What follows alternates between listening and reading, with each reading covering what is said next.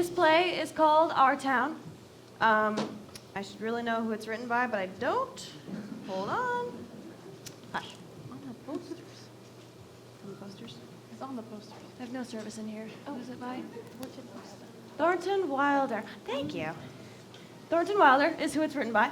And it was directed by Matt Jewett, Liz McKenney, and Delaney Graffieu. In it, you will see Jacqueline Vanderploeg, Chella Jenkins, Cameron Snook, Maddie Duzma, and many others. At this time, please silence your cell phones and electronic devices, even if you don't have service. No flash photography as it distracts the actors. The exits are through the entrance and sides, as marked by the signs on the curtains. Let's pray. Dear God, it's opening night, and we have a room full of people with some empty chairs, but who knows, maybe they'll come. I sure hope they do. I sure hope they make it here safe. Hope everyone makes it home safe. I hope the actors realize that if they're stressed, they got this anyway. They've been doing it for 2 months, and we know what we're doing. We have a team that knows what they're doing, and it's going to be a great show. Amen. Amen.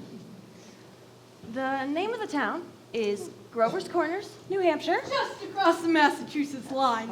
Latitude 42 degrees, 40 minutes. Longitude 70 degrees, 37 minutes. Sit The down. first act shows a day in our town. The day is May 7, 1901, and the time is just before dawn. The sky is beginning to show a few streaks of light over in the east there, behind our mountain. The morning star gets wonderfully bright the minute it has to go, doesn't it? Well, I'd better show you how our town lies. Up here's Main Street. Way back there's the railway station. Tracks go that way. And across the tracks are some Polish families and some Canuck families. Over here's the Congregational Church. Just across the street's Presbyterian. Methodist and Unitarian are over there, and Baptist is down in the hollow by the river. And across those tracks are the Catholics.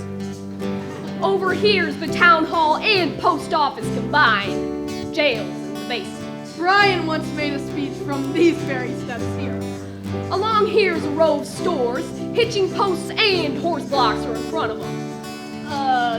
The first automobile will come out in about 5 years. Belong to banker Cartwrights, our richest citizens. They live in the big white house at the top of the hill. Over here's the grocery store. Oh, and Mr. Morgan's drugstore. Almost everybody looks into those two stores at least once a day. Public school's over yonder, and high school's even further down. 9 a.m. mornings, noon times, and 3 o'clock afternoons, the whole town can hear the screaming from those schoolyards. This is our doctor's house, Doc Gibbs. This is the back door. Back door. Oh, and there's some scenery. For those of you who think they need to have scenery. This is Mrs. Gibbs' garden. Corn, peas, beans, hollyhock, heliotrope, and lots of burdock. In those days, our newspaper came out twice a week, the Grover's Corner Sentinel. And this is Editor Webb's house. This is Mrs. Webb's garden, just the same as Mrs. Gibbs. Only it has a lot of sunflowers too. And right here is a big butternut tree.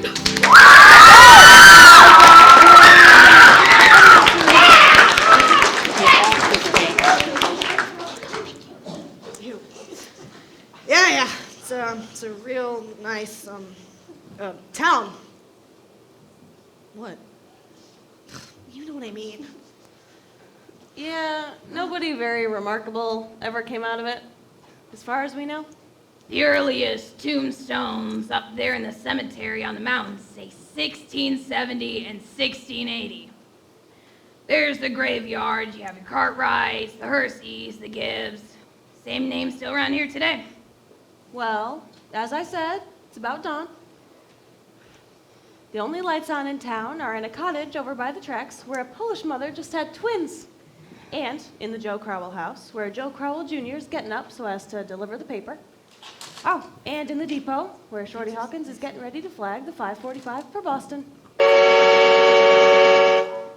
Naturally, in the country, all around, lights have been on for some time now, what with the milkings and so on, but town people sleep late.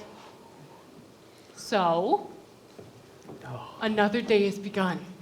Let's go, please. There's Doc Gibbs coming down Main Street now, coming back from that baby case. And here's his wife come down to get breakfast. Doc Gibbs died in 1930.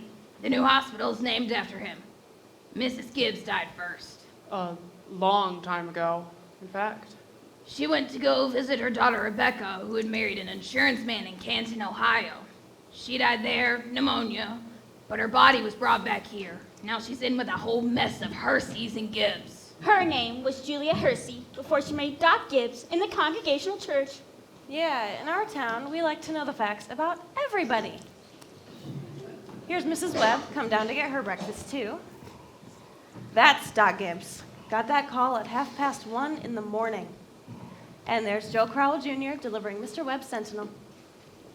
Good morning, Doc. Morning, Joe. Anybody been sick? No, just a pair of twins born over in Polish Town. Would you like your papers now? Yes, I'll take it.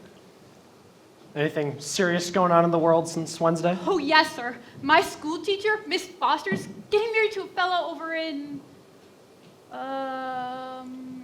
Concord. I declare. How do you boys feel about that? Well, of course, it's none of my business, but seems to me if someone becomes a teacher, she ought to stay one. Oh, how's your knee, Joe? Oh, fine, Doc. I never think about it anymore. It's only like you said. It only ever tells me when it's going to rain. What's it saying today? Going to rain? Oh, no, sir. Sure. Yes. You ever make a mistake? Oh, no, sir. Want to tell you something about that boy, Joe Crowell, there. Joe was awfully bright, graduated high school here, head of his class. So he got a scholarship to Massachusetts Tech. Graduated head of his class there, too. It was all wrote up in the Boston paper at the time.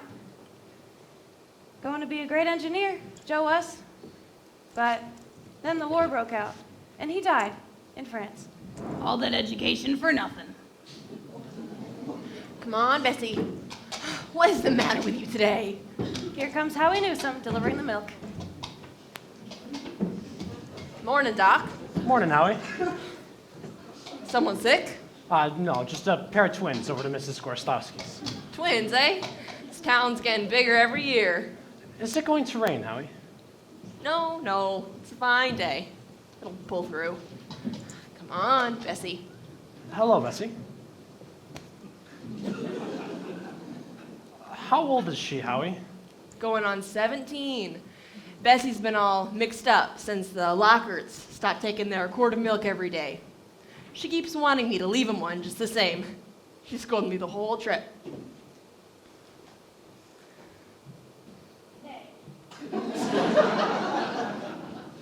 Good morning, Howie. Good morning, Mrs. Gibbs. Doc's just coming down the street. Is he? It seems like you're late today. Yeah, something went wrong with the separator. I don't know what it was. Come on, Bessie. Children, time to get up. Everything all right, Frank? Yes. I declare he's just kittens. Sit down and drink your coffee. You can catch a couple more hours of sleep again, can't you? Mrs. Wentworth's coming at 11. Guess I know what it's about, too. Her stomach ain't what it ought to be. All told, Frank, you won't get more than 3 hours of sleep. I don't know what's going to become of you. I do wish you could go someplace and get a real rest and change. I think it could do you good. Children, time to get up. Emily, 7 o'clock.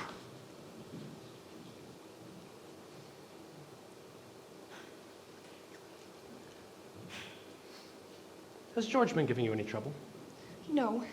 He just whines. All he thinks about is baseball. He won't even chop me any wood. Is he sassy to you? No. He just whines. George! George, look sharp. Yes, Pop. Don't you hear your mother calling? Rebecca, come and get your breakfast. I guess I'll go catch 40 wings. Emily, you wash yourself good or I'm going to come up there and do it myself. Ma, what dress shall I wear? I washed and ironed the blue gingham one for you special. I hate that dress. Oh, hush up with you. Every day I go to school dressed like a sick turkey. Now, Rebecca, you always look very nice. Mama, George is throwing soap at I'll me. come up and slap the two of you. That's what I'm gonna do.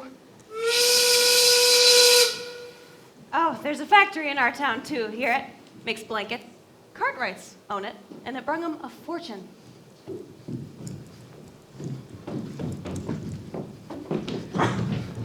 Children, now I won't have it. Breakfast is just as good as any other meal, and I won't have you gobbling like wolves. It'll stunt your growth. That's a fact. Put away your book, Wally. But Ma, by 10 o'clock I gotta know all about Canada. You know the rules as well as I do. No books at the table. As for me, I'd rather have my children healthy than bright. Well, I'm both, Mama. You know I am. I'm the brightest girl in school for my age. I have a wonderful memory. Eat your breakfast. But Ma, I'm bright too when I'm looking at my stamp collection. It seems to me like 25 cents a week's enough for a boy your age. I don't know how you managed to spend it all. Oh my, I got a lot of things to buy. Strawberry phosphates. That's what you spend it on? I don't see how Rebecca comes to have so much money. She has more than $1. I've been saving it up gradual. Now, Rebecca, it's nice to spend every once in a while. Mama, do you know what I love most in the world? Do you? Money. Eat your breakfast. I don't want any more. You look very nice when you don't have to pick up your Wally, feet. pull your pants Okay, back. tell Mrs. Foster I sent her my best congratulations. Emily, Can you remember stand up. that? Yes, Mom. Walk straight. Okay. Hey. Baseball's gonna be great today.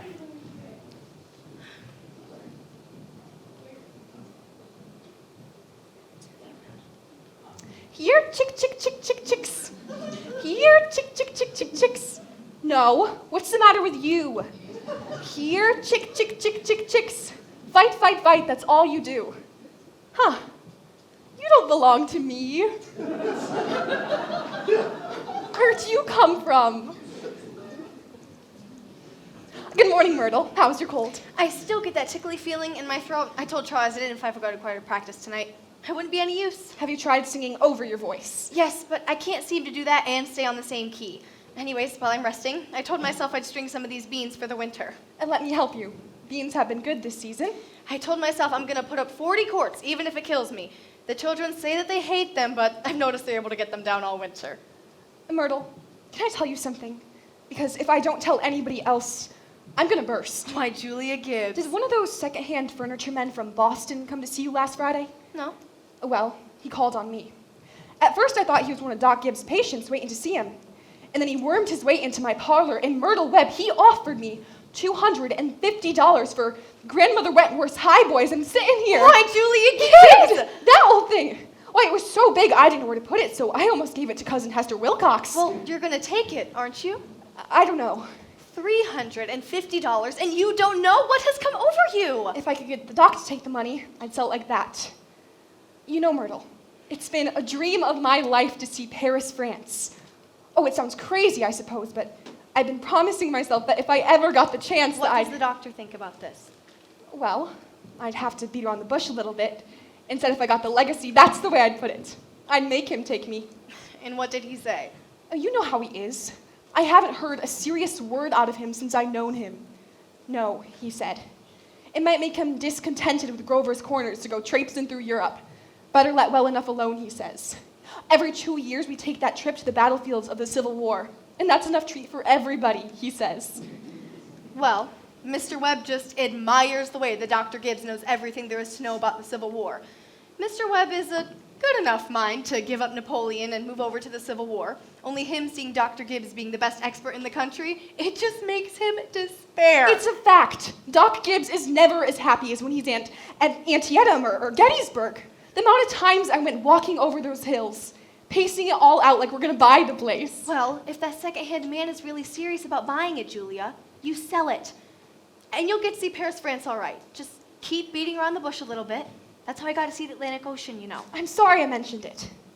But it just seems to me like once in your life, before you die, you ought to visit a country where they don't speak English and they don't even want to. Thank you, ladies. Thank you very much. Now we're going to skip a few hours. But first, we want a little more information about the town. Kind of a scientific account, you might say. So I've asked Professor Willard of our State University to sketch in a few details of our past history here. Is Professor Willard here? May I introduce Professor Willard?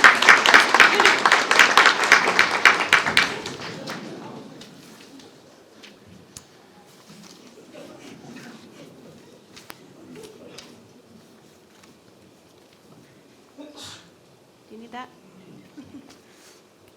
A few brief notes. Thank you, Professor. Unfortunately, our time is limited. Yeah? Grover's Corners. Let me see. Grover's Corners lies on the old Pleistocene granite of the Appalachian Range. I may say it's some of the oldest land in the world. We're very proud of that. A shelf of Devonian basalt crosses it with the vestiges of Mesozoic shale and some sandstone outcroppings. But that's all more recent. 200, 300 million years old. Some highly interesting fossils have been found 2 miles outside of town in Silas Peckham's cow pasture. Professor. These fossils can be seen at the museum in our university. That's not at really what any time. I wanted you to talk about. That is any reasonable time, of course. Oh, shall I read you some of Professor Gruber's notes on the meteorological situation? Mean precipitation, etc.? Afraid we won't have time for that. Professor? Oh. We might have a few words on the history of man here. Ah, yes. Anthropological data. Early Meridian stock. No, not quite. Cochattaway tribes. Okay. No evidence before the 10th century of this era. Now seem to entirely disappear. I don't even know what you're talking about Possible right now. traces in 3 families. Can you pick these Migration towards the end of the 17th century. 17th? Early English brachiophilic blue-eyed stock. Does anyone know what that Since is? then, some Slav and Mediterranean. And the population, Professor? Within the town's limits, 2,640. Oh, just a moment, Professor. Yeah. You just had a pair of twins in Polish Town. Ah, yes. The population at the moment is 2,642. The postal code brings in 507 more. Birth and mortality rates constant, of course. By McPherson's gauge, 3,124. By Anderson's gauge, Thank you very much, it's- Professor. Oh. We're all very much obliged to you, I'm sure. Yeah, not at all, sir. I can share more if you No, need. you don't need to. That's okay. Okay. Yeah.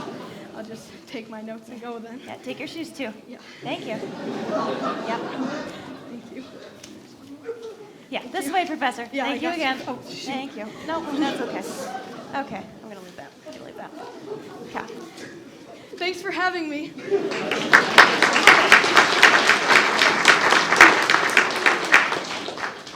Now, the political and social report. Editor Webb.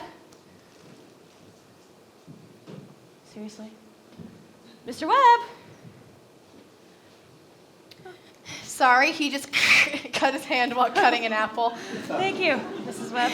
Yeah, I thought that was funny. That's really cool. Yeah. Charles! Everybody's waiting!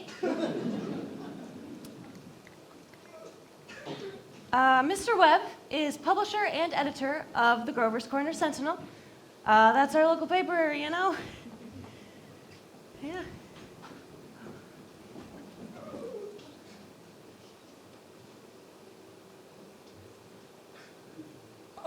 Well, I don't have to tell you that we're run here by a board of selectmen. All males vote at the age of 21. Women vote indirect. We're lower middle class, sprinkling in a bit of professional men, 10% illiterate laborers. Politically, we are 86% Republican, 6% Democrat, 4% socialist, rest indifferent. And religiously, we are 85% Catholic and 12% Protestants. Have you any comments, Mr. Webb? Very ordinary town, if you ask me. A lot better behaved than most, but probably a lot duller, too. But the young people seem to like it here well enough. 90% of them, after graduating high school, settle down right here to live, even after they've been away to college. Is there anyone in the audience that would like to ask Editor Webb anything about the town?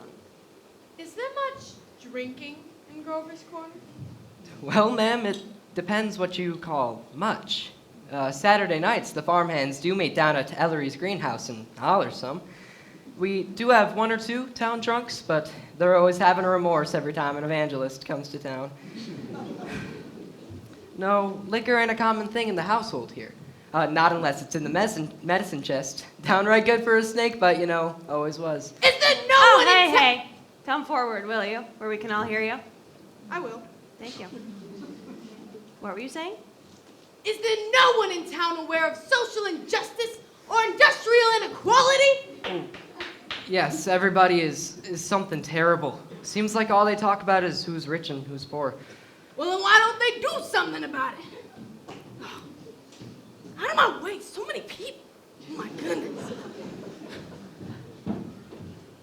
Well, I don't know. I guess everybody's hunting for the chance that the diligent and sensible rise to the top, and the lazy and quarrelsome, well, they sink to the bottom. Meanwhile, we do all that we can to help those who can't help themselves, and the ones that can, we leave alone. Are there any other questions?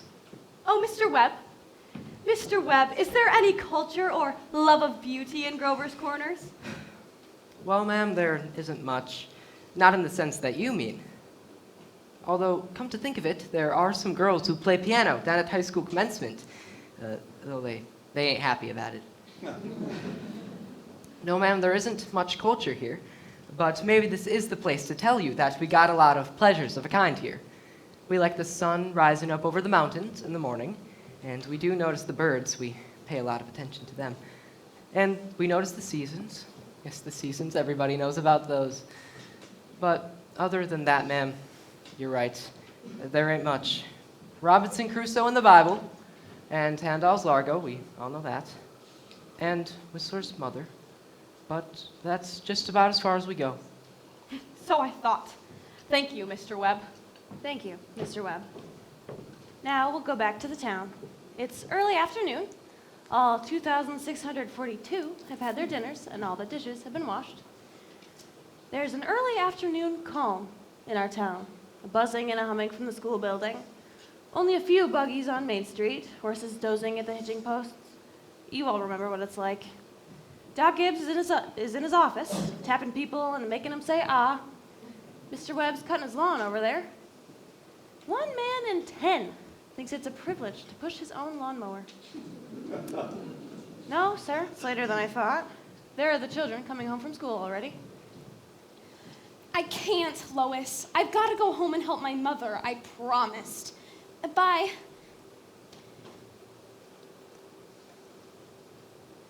Emily, walk simply. Who do you think you are today? Papa, you're terrible. 1 minute you tell me to stand up straight, and the next you call me names.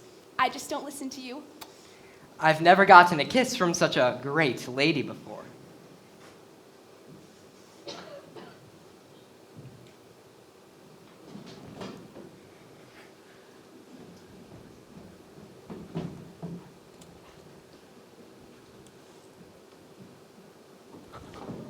Excuse me, Miss Forrest.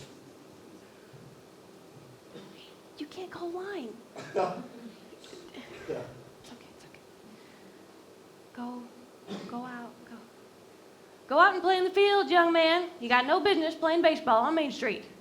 Terribly sorry, Mrs. Forrest.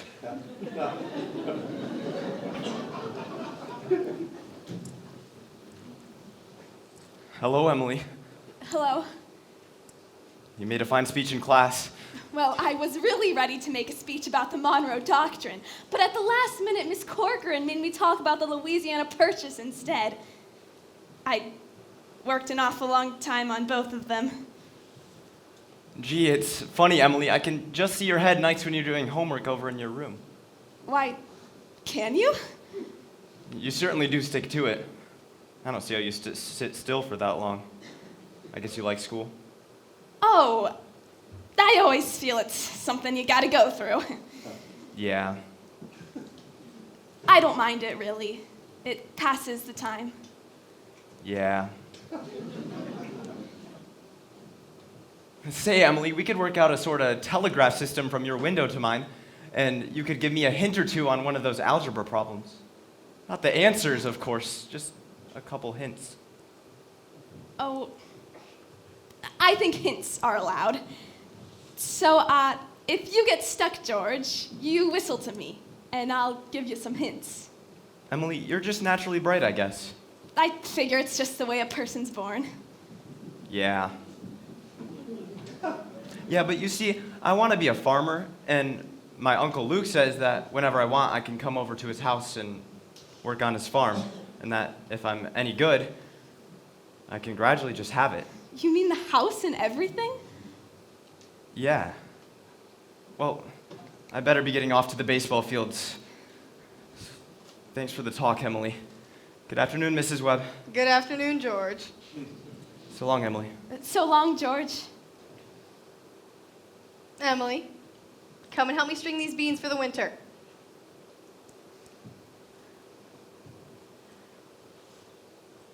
So, George Gibbs. He let himself have a real conversation today, didn't he? How old would George Gibbs be? I don't know. Let's see, he's about almost 16? Mama, I made a speech in class today, and I was very good. You must recite it to your father at supper. What was it about? The Louisiana Purchase. It was like silk off a spool. I'm going to make speeches all my life. Mama, are these big enough? Try to get them a little bigger, if you can. Mama, will you answer me a question? Serious? Seriously, dear, not serious. Seriously, will you? Of course I will. Mama, am I good looking? Yes, of course you are. All my children have got good features. I'd be ashamed if they hadn't. Mama, that's not what I mean. What I mean is, am I pretty? I've already told you yes. You have a nice, pretty young face. I've never heard of such foolishness. Oh, Mama, you never tell us the truth about anything. I am telling you the truth. Mama, were you pretty? Yes. Yes, I was. I was the prettiest girl in town, next to Mammy Cartwright. Mama, you've got to say something about me. Am I pretty enough to get anybody, to get people interested in me? Emily, you stop that. You make me tired. You are pretty enough for all normal purposes. Now, come along and grab that bowl with you. You're no help at all. Thank you, ladies. We're going to interrupt again here. Thank you, Mrs. Webb. Thank you, Emily. Now, there are a few more things we want to explore about the town. I think this is a good time to tell you that the Cartwright interests have just begun building a new bank in Grover's Corners. He had to go to Vermont for a marble. Sorry to say. And they've asked a friend of mine what they should put in the cornerstone for people to dig up 1,000 years from now. Of course, they put in a copy of the New York Times and a copy of Mr. Webb's Sentinel. We're kind of interested in this because some scientific fellas have found a way of painting all that reading matter with a glue, a silicate glue. They'll make it last 1,000, 2,000 years. We're putting in a Bible and the Constitution of the United States of America. A copy of William Shakespeare's plays. What do you say, folks? What do you think? You know, Babylon once had 2 million people in it, and all we know about them are the names of the kings, some copies of wheat contracts, contracts for the sale of slaves. Yet every night, all those families sat down to supper, and the father came home from work, and the smoke went up the chimney, same as here.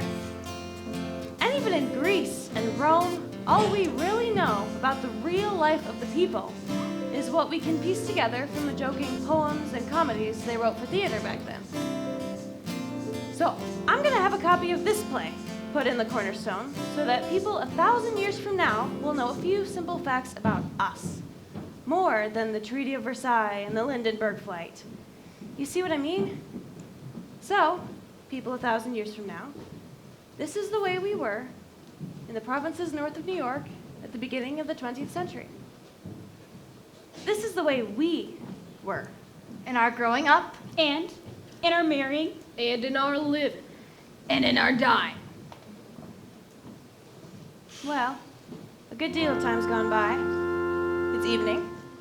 You can hear choir practice going on in the Congregational Church. The children are at home doing their schoolwork. The day is running down like a tired clock.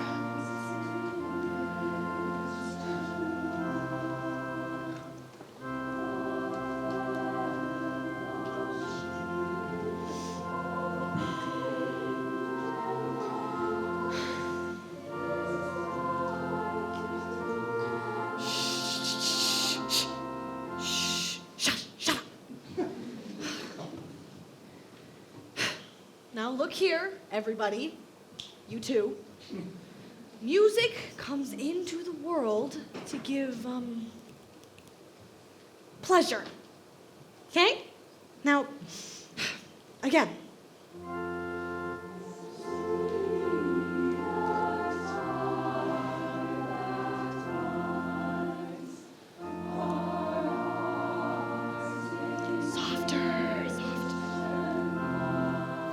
Softer.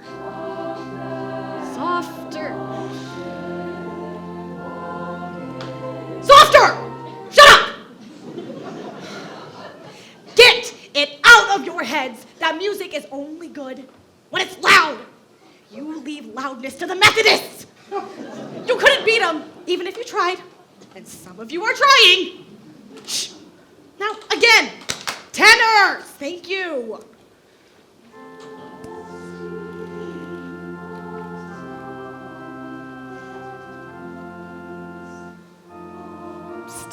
Emily. Hello? Hello. I can't work at all. The moonlight is so terrible. Emily, did you get the third problem? Which? The third?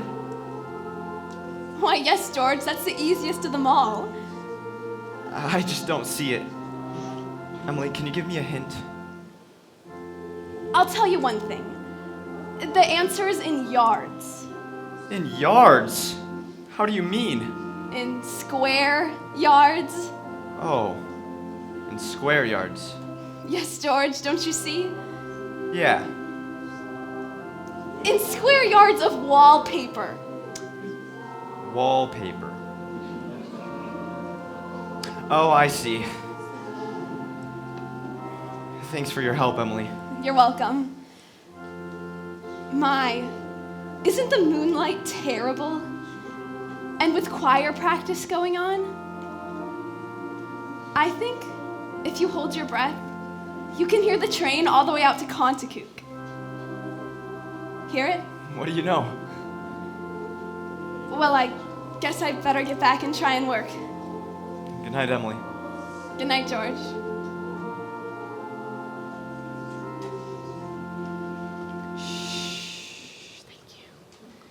Now, before I forget,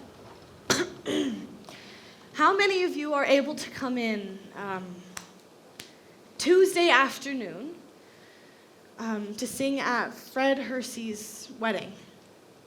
Come on, show your hands. Okay, whatever. 1, 2, 6. Yeah, that'll be fine. That'll be right nice. Now, we will do the same music that we did for Jane Trowbridge's last month. We'll be singing Art Thou Weary, Art Thou Languid. It is a question, ladies and gentlemen, make it talk. Now, again, it's in 4 this time.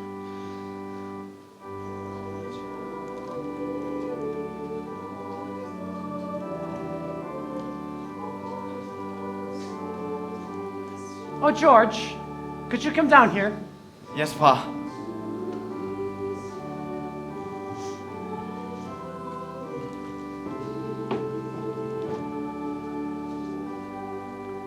Make yourself comfortable, George. I'll only keep you a minute. George, how old are you? I'm 16, almost 17, Pa. And what do you want to do after school's over? Why, you know, I want to be a farmer on Uncle Luke's farm. You'll be willing? Will you two get up early and milk and feed the stock? And you'll be able to hoe and hay all day? Why, sure. You know I will, Pa. What do you mean? Well, George, when I was in my office today, I heard a funny sound. And what do you suppose it was?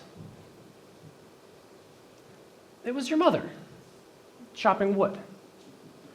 There you see your mother, getting up early, cooking meals all day, washing and ironing. And yet she has to go out in the backyard and chop wood.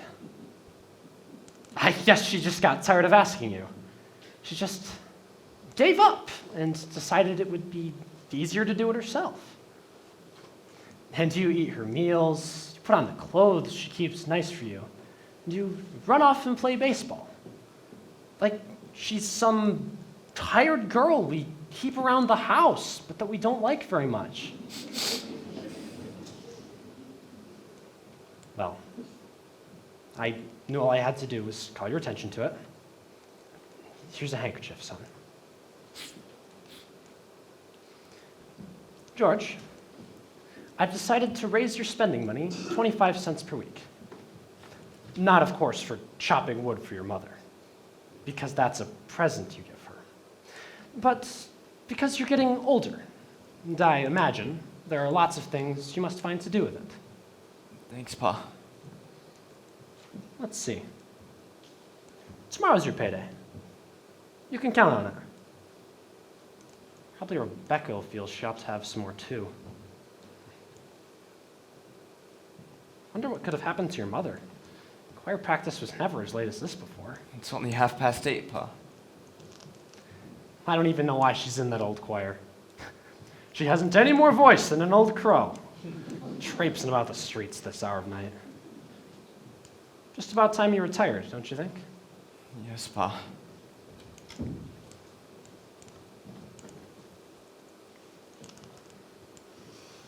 That was something.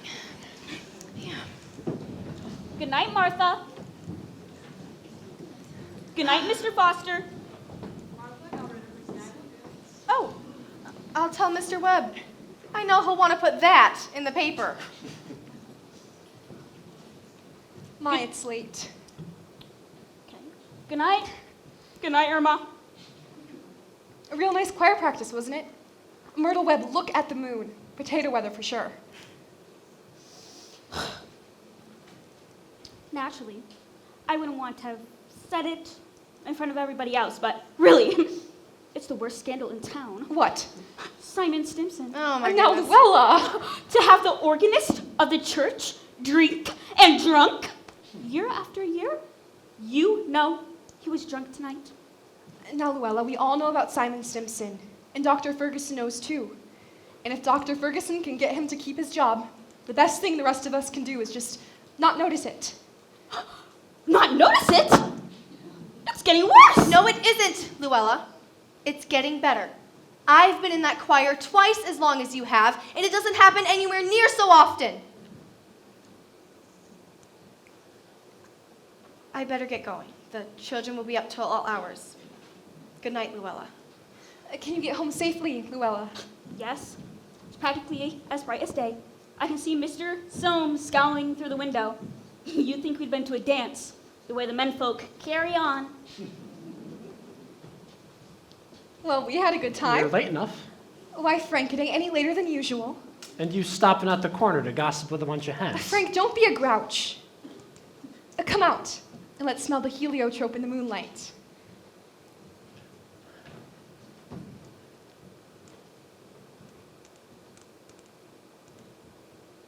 Isn't it wonderful?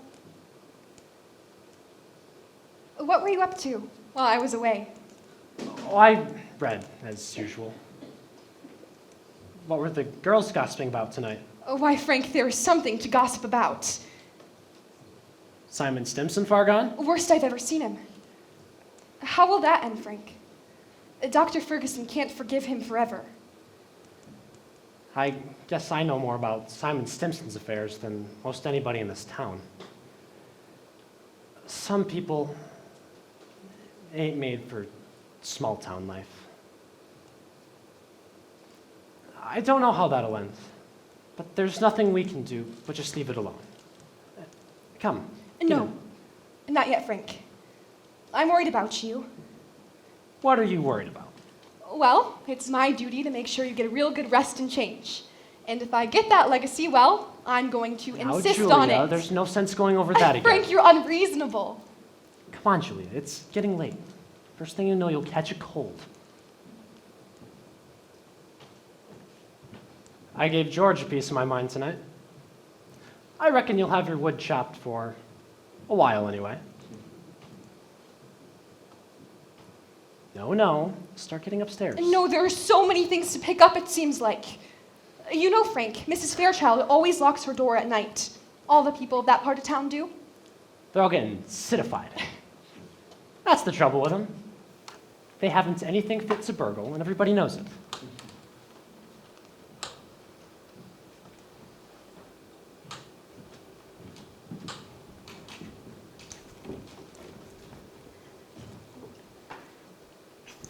Move, George. Get out, Rebecca. There's only room for one at this window. You're always spoiling everything. Let me look just a minute. Use your own window. I did, but there's no moon there.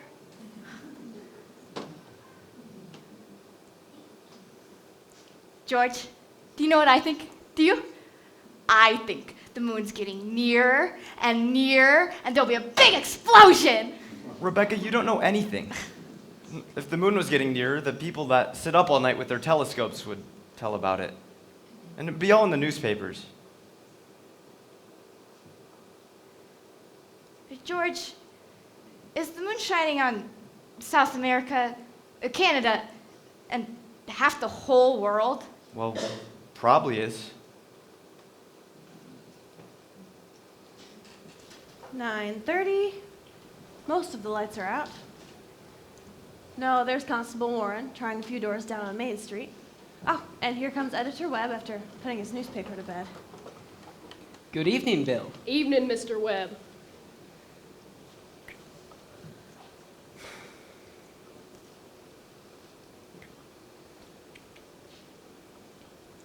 Quite a moon.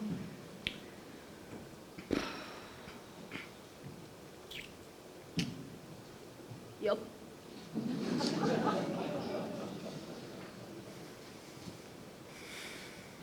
All quiet tonight? Simon Stimson is rolling around a little. I just saw his wife on the hunt for him now, so I looked the other way. There he is now. Yes. Good evening, Simon. The town seems to have settled down for the night pretty well, hasn't it?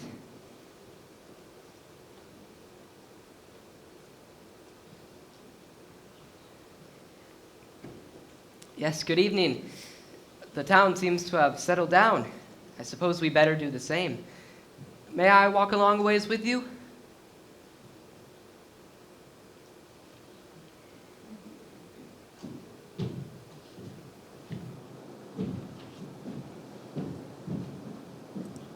Good night. I don't know how that's going to end, Mr. Webb. Well, he's seen a peck of trouble, one thing after another.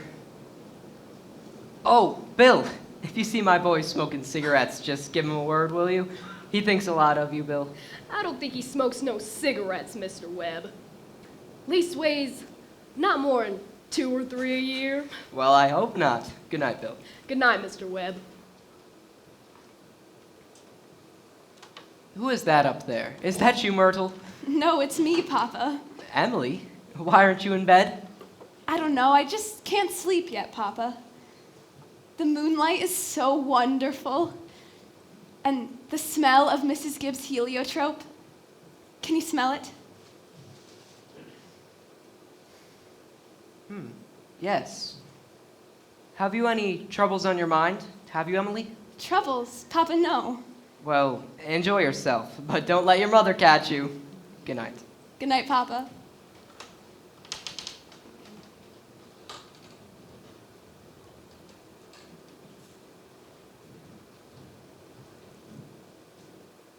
Did I ever tell you about that letter Jane Crawford got from her minister when she was sick? Well, she wrote Jane a letter, and on the envelope, he addressed it like this. He wrote, Jane Crawford, the Crawford Farm, Grover's Corners, Sutton County, New Hampshire, the United States of America. What's so funny about But that? listen, it's not finished. The United States of America, the continent of North America, the Western Hemisphere, the Earth, the solar system, the universe, the mind of God. That's what he said on the envelope. What do you know? And the postman brought it just the same. What do you know?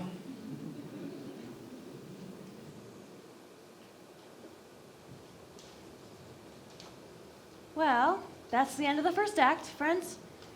There's a 10-minute intermission now. Snacks, bathroom, whatever you do at intermissions.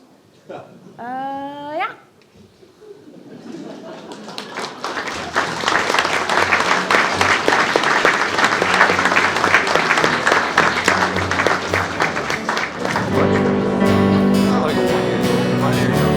Or maybe not.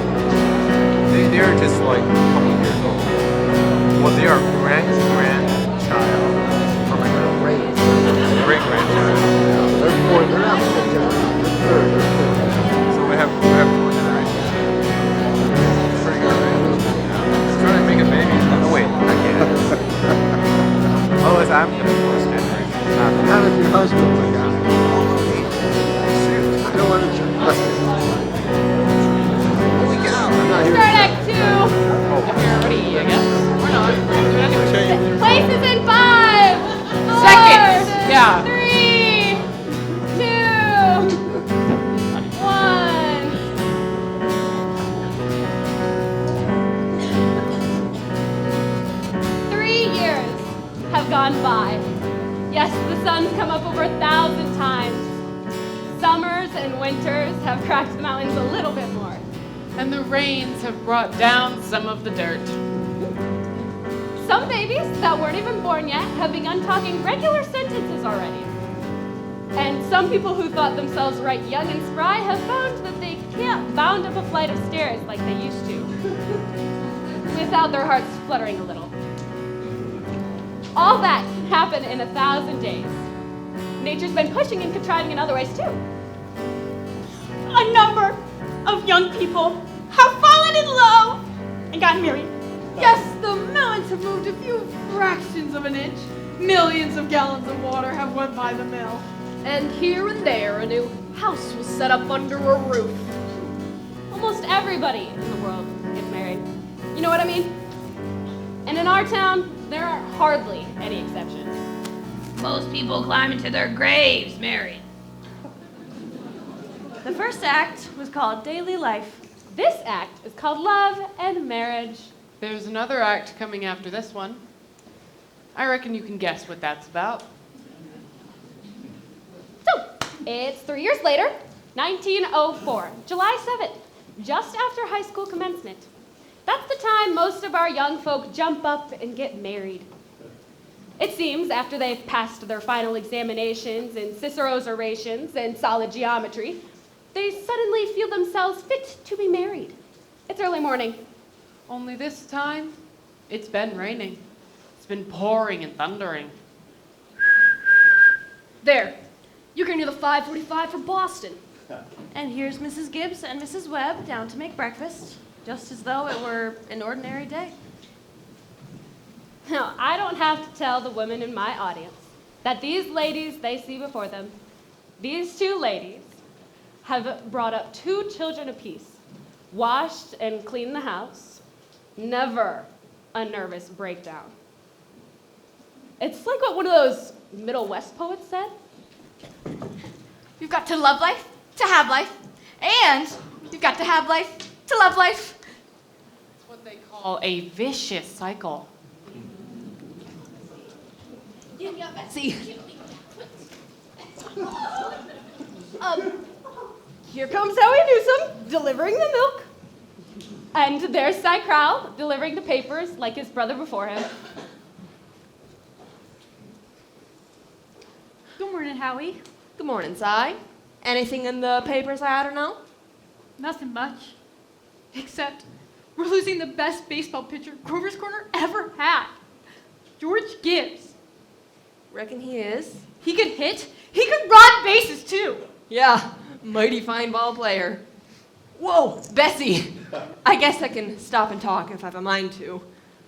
I just don't see how you could give up such a thing just to get married. Would you, Howie? Can't tell, Si. Never had no talent that way. You're up early, Bill. Seeing if there's anything I can do to prevent a flood. River's been a-rising all night. Saw Crowell's all worked up here about George Gibbs retiring from baseball. Yes, sir. That's the way it is. You know, back in '84, we had a player, Si. Even George Gibbs couldn't touch him. Name of, Hank Todd. He went down to Maine and became a parson. Wonderful ball player. Howie, how does the weather look to you? Oh, it ain't bad. I think maybe it'll clear up for good. Come on, Bessie. Good morning, Howie. Good morning, Mrs. Gibbs. Is it gonna rain again? It rained so hard, I think maybe it'll clear up for good. I certainly hope it will. How much did you want today? I'm gonna have a house full of relations. I'm gonna say 3 of milk and 2 of cream.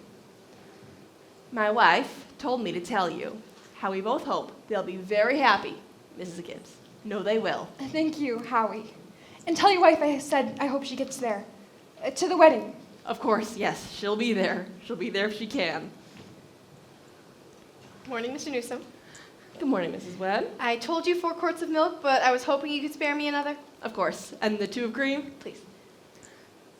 Mrs. Newsom told me to tell you how we both hope they'll be very happy, Mrs. Webb. No, they will. Thank you. Thank you, Mr. Newsom. And we're counting on seeing you at the wedding. Yes, yes, we'll be there. We couldn't miss it. Come on, Bessie.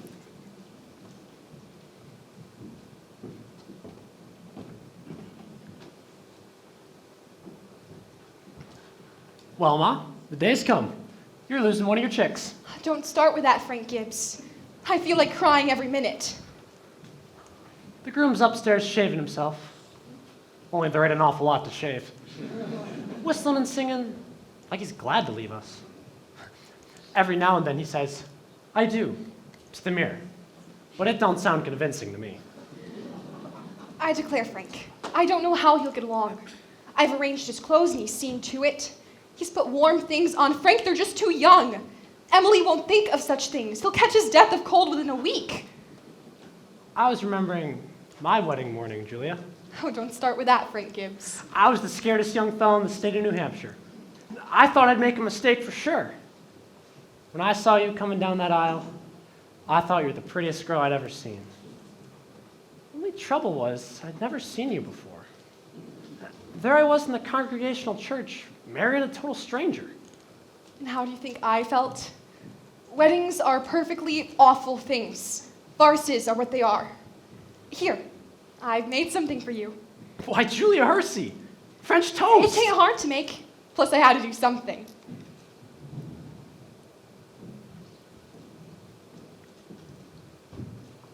How'd you sleep last night, Julia? Well, I heard a couple of the hours struck off. Yes. I get a shock every time I think of George setting out to be a family man. That great gangling thing. I tell you, there's nothing so terrifying in this world as a son. The relation of father and son is the darndest, the awkwardest. Well, mother and daughter's no picnic either, let me tell you. They'll have lots of troubles, I suppose. But that's none of our business. Everyone has a right to their own troubles. Yeah. People are meant to go through life 2 by 2. It ain't natural to be lonesome. Julia, you know one of the things I was most scared of when I first married you? I'll go along with you. I was afraid we wouldn't have material for conversation more than last us a few weeks. I was afraid we'd set out and eat our meals in silence. And that's a fact. Well, you and I have been conversing for 20 years now without any noticeable barren spells. Well, good weather, bad weather. Tain't very choice. Plus, I always find something to say. Did you hear Rebecca stirring around up there? No. Only day of the year she hasn't been managing everybody's business up there. I get the impression that she's crying. Goodness sakes, this has got to stop, Frank. Rebecca, come and get your breakfast. Good morning, everybody. Only 5 more hours to live. George Gibbs, where are you going? Just stepping across the grass to see my girl. Oh no, you don't go out of this house without you're prepared for it. You put on your overshoes, it's raining torrents. Oh, Ma, it's just a step. You'll catch your death of cold and cough all throughout the service. George, do as your mother tells you. From tomorrow on, you can kill yourself in all weathers, but as long as you live in my house, you'll live wisely. Maybe Mrs. Webb isn't used to callers at 7 in the morning. Here, take a cup of coffee before you go. Be back in a minute.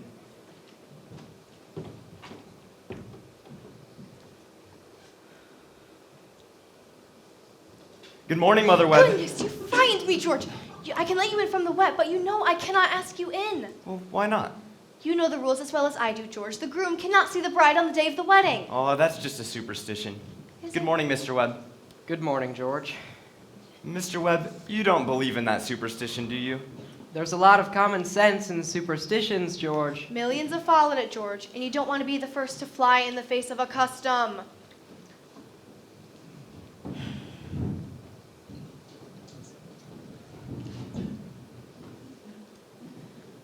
How is Emily? Hasn't waked up yet. Haven't heard a sound out of her. Emily's asleep? No wonder. We were up to all hours sewing and packing. Now, I'll tell you what I'll do. You stay here and drink your cup of coffee with Mr. Webb, and I'll go upstairs and make sure Emily doesn't come down to surprise you. There's some bacon too, but don't be long about it.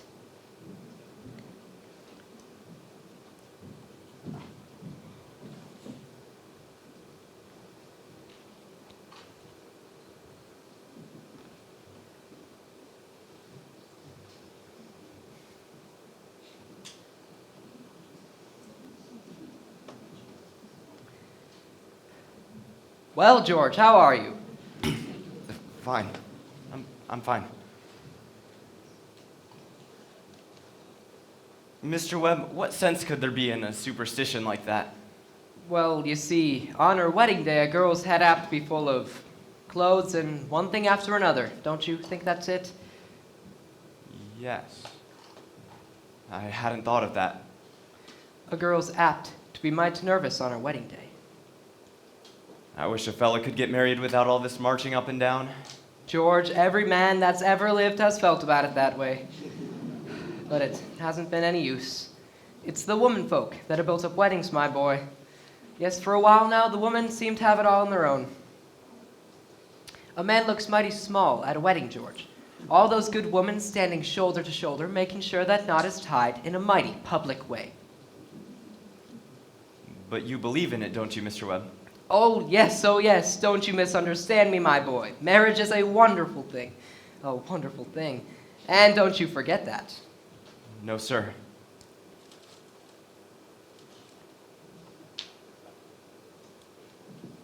Mr. Webb, how old were you when you got married? Well, you see, I had just been away to college and had begun to settle down.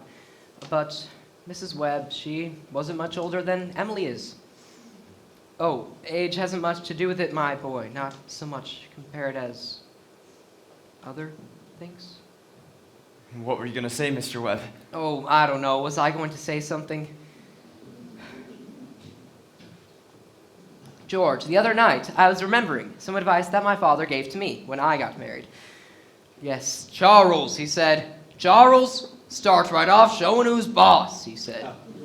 Best thing to do is to give an order about something, even if it doesn't make sense. Just so she'll learn to obey.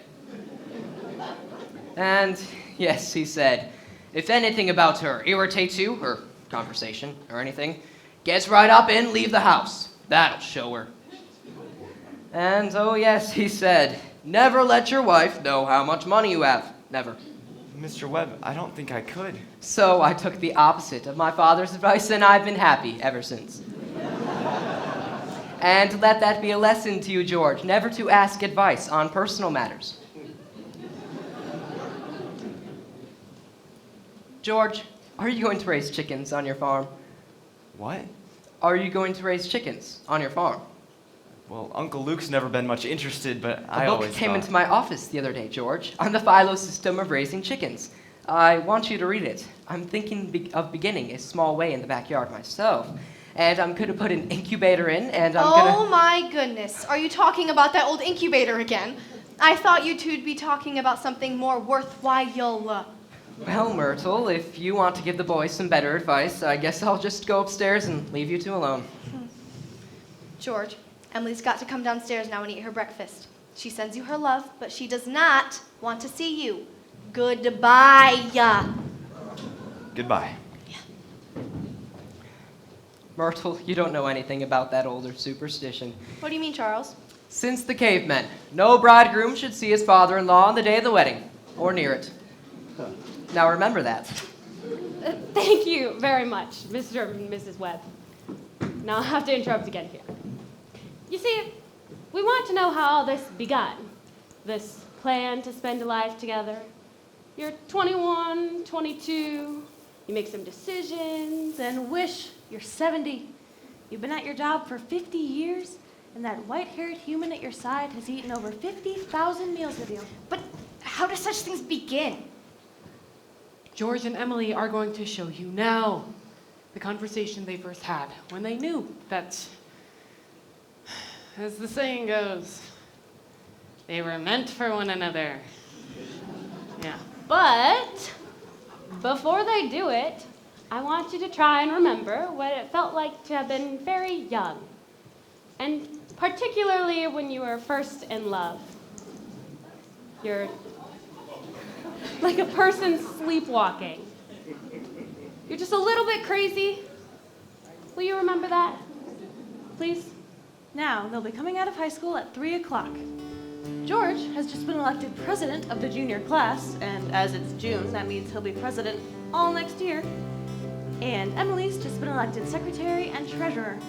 I don't have to tell you how important that is. Yep, here they are coming down Main Street now. I can't, Louise. I've got to go home. Maybe tomorrow? Sure, bye. Ernestine, do you want to come over tonight and do Latin? Oh, sure. Isn't that Cicero just the worst thing? Tell your mother you have to. Goodbye, Helen. Goodbye, Fred. Can I carry your books home for you, Emily? Why, thank you. It isn't far. Excuse me a minute. Say, Bob, if I'm a little late, start practice without me, and give Herb some long high ones. Goodbye, Lizzie. Bye, Lizzie. I'm awfully glad you were elected too, Emily. Thank you. Emily, why are you mad at me? I'm not mad at you. You've been treating me awful funny lately. Well, since you ask me, I may as well come right out and say... Goodbye, Miss Corcoran. Bye, Miss Corcoran. What is it? I don't like the whole change that's come over you in the last year. I'm sorry if that hurts your feelings, but I've got to tell the truth and shame the devil. A change? How do you mean? Well, up to a year ago, I used to like you a lot. And I used to watch you as you did everything. Because we'd been friends for so long. And then you started spending all your time at baseball. And you never stopped to speak to anybody anymore. And not even to your own family you didn't. And George, it's a fact. You've gotten awfully conceited and stuck up. And all the girls say so. Well, they may not say so to your face, but that's what they say about you behind your back. And it hurts me to hear them say it. But I've got to agree with them a little. I'm sorry if it hurts your feelings. But I can't be sorry I said it. I'm glad you said it, Emily. I guess I didn't know such a change was happening to me. It's hard for a fellow not to have faults creep into his character once in a while. Well, I always expect a man to be perfect, and I think he should be. Oh. Well, I don't think it's possible to be perfect, Emily. Well, my father is. And as far as I can see, your father is. Well, there's no reason on earth why you shouldn't be as well. Well, I feel it's the other way around, that men aren't naturally good, but girls are. But you may as well know right now that I am not perfect. It's not as easy for a girl to be perfect as a man because we girls are more nervous. Now, I'm sorry I said all that about you. I don't know what made me say it. No, I can suddenly see that it isn't the truth at all, and I suddenly feel that it isn't important anyway. Emily, would you like to grab an ice cream soda with me before you go home?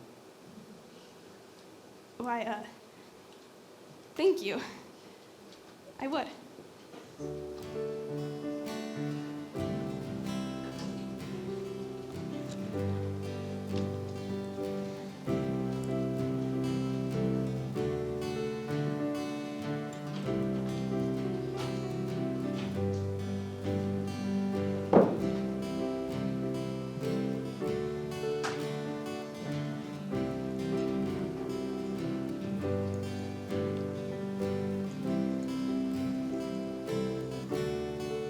Hey, Stu, how are you?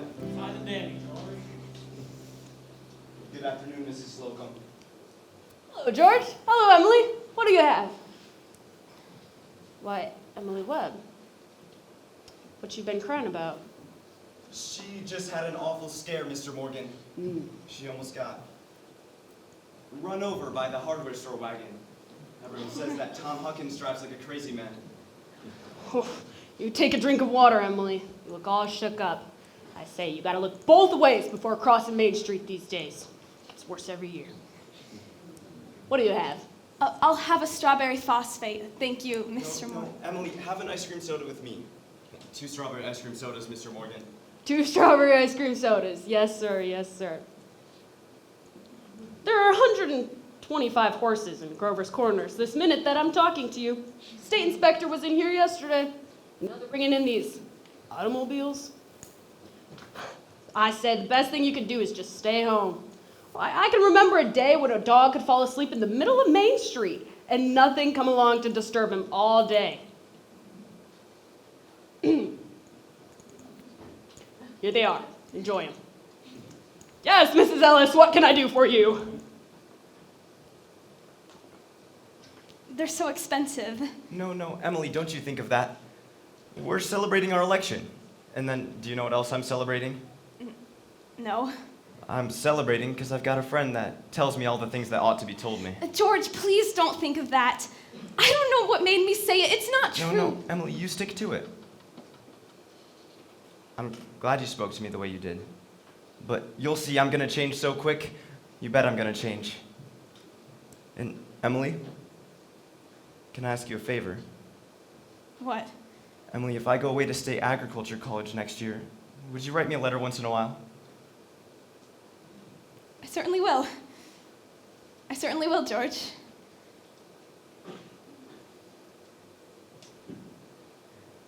It certainly seems like being away 3 years, you'd get out of touch with things. And maybe letters from Grover's Corners when it feels so interesting after a while. Grover's Corners isn't a very interesting place when you think of all of New Hampshire. But I think it's a very nice town. There wouldn't come a day when I wouldn't want to know everything that's going on here in Grover's Corners. I know that's true. Well, I'll try to make my letters interesting. You know, whenever I meet a farmer, I ask him if he thinks it's important to go to agriculture school to be a good farmer. Why, George. Yeah, and most of them say that it's not important anyway. You can get all the information information out of the pamphlets the government sends out. And Uncle Luke's getting old. He's about ready for me to start tomorrow if I could. My! And like you said, being gone all that time in other places and with other people. Gosh, if anything like that should happen to me, I don't want to leave. I guess new people aren't any better than old ones. I'll bet they almost never are. Emily, I feel you're as good a friend as I've got. I don't need to go see the other people in other places. But George, maybe it's important for you to go and learn all that about cattle judging and soils and those things. Of course, I don't know. Emily, I'm gonna make my mind up right now. I won't go. I'll tell Pa about it tonight. George, I don't see why you have to decide right now. It's a whole year away. Emily, I'm glad you spoke to me about that fault in my character. What you said was right, but there was one thing wrong in it, and that was when you said I wasn't noticing people. And you, for instance, why, you would say you were watching me as I did everything. Well, I was doing the same to you all that time. Why, sure, I always thought about you as one of the chief people I thought about. Always made sure where you were sitting on the bleachers and who you were with. And for 3 days now, I've been trying to walk home with you. Yesterday, I was standing against the wall when you went home with Miss Corcoran. George, life's awful funny. How could I have known that? Why, I thought... I'm going to tell you why I'm not going to agriculture college next year. I feel that once you meet a person you're fond of, and one that's fond of you too, and likes you enough to be interested in your character, well, I feel that's just as important as college is. Maybe even more so. I think it's awfully important too. Emily. Yes, George? Emily, if I do improve and make a big change, would you be? I mean, could you be? I am now. I always have been. So I guess this is an important talk we've been having. Yes. Yes. Wait here a minute and I'll walk you home. Mr. Morgan, I'm gonna have to go home to get the money to pay for this. What's that, George Gibbs? You mean to tell me that you forgot? Yes, I had my reasons, Mr. Morgan. Here's my gold watch till I get the money. Keep your gold watch, George. I'll trust you. I'll be back in 5 minutes. I'll trust you 10 years, George. Not a day over. Got all over your shock, Emily. Oh, yeah, it was nothing. Thank you, Mr. Morgan. I'm ready.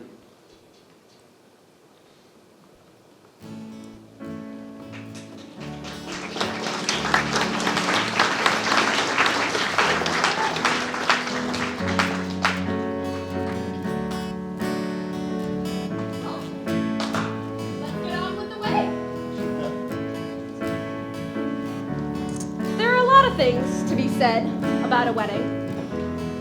There are a lot of thoughts that go on during a wedding. We can't fit them all into one wedding naturally, especially not one in Grover's Corners, where they're awfully plain and short. In this wedding, I play the minister. That gives me the right to say a few more things about it. For a while now, our play will get pretty serious. You see, some churches say that marriage is a sacrament. I don't quite know what that means, but I can guess. It's like what Mrs. Gibbs said a few moments ago. People were made to live 2 by 2. This is a good wedding, but even at good weddings, there's so much confusion that goes on down deep in people's minds. We thought that ought to be in our play too. The real hero of this scene isn't on stage at all. You all know who that is. It's like what one of those European fellas said. Every child born into the world is nature's attempt to make the perfect human being. Well, we've seen nature pushing and contriving for some time now. We all know that nature's interested in quantity, but I think she's interested in quality as well. That's why I'm in the ministry. And we can't forget about all the other witnesses at this wedding. The ancestors. Millions of them. most of them set out to live 2 by 2 also. Millions of them. Well, that's my sermon. It wasn't very long anyway.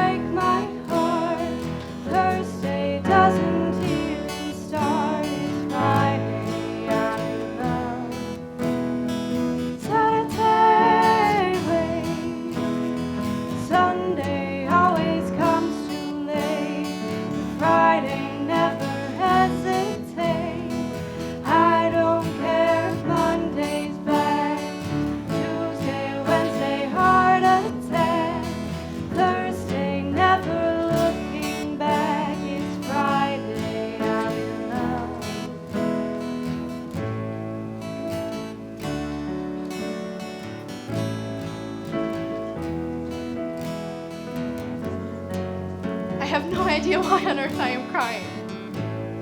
I suppose there's nothing to cry about. It came over me at breakfast this morning.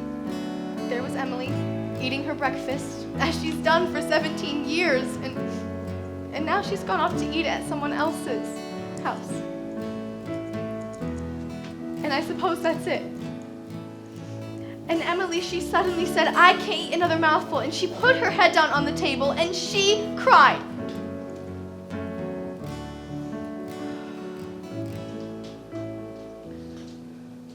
Oh, I have just got to say it. There is something so cruel about sending our girls out into marriages this way.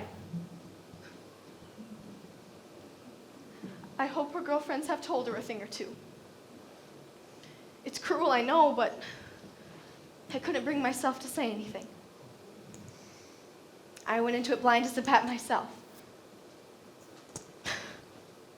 The whole world's wrong. That's what's the matter. Oh, there they come.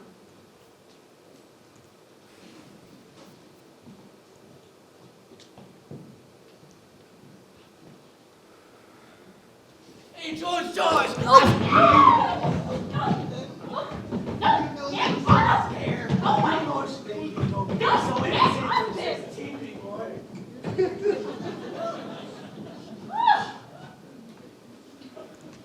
There was a lot of that back in the day. Roman earlier. More civilized now. So they say. George, what's the matter? Ma, I don't want to grow old. Why is everybody pushing me so? You wanted this. No, Ma, listen to me. George, you are a man now. No, Ma, listen, for the last time, all I want is to be a fellow. If anyone were to hear of you, I'm ashamed of you. Where's Emily? George, you gave me such a turn. Cheer up, Ma. I'm getting married. No, Ma, you save Thursday nights. Emily and I are coming over to dinner. Every Thursday night, you'll see. Oh, Ma, what are you crying for? We gotta get ready for this.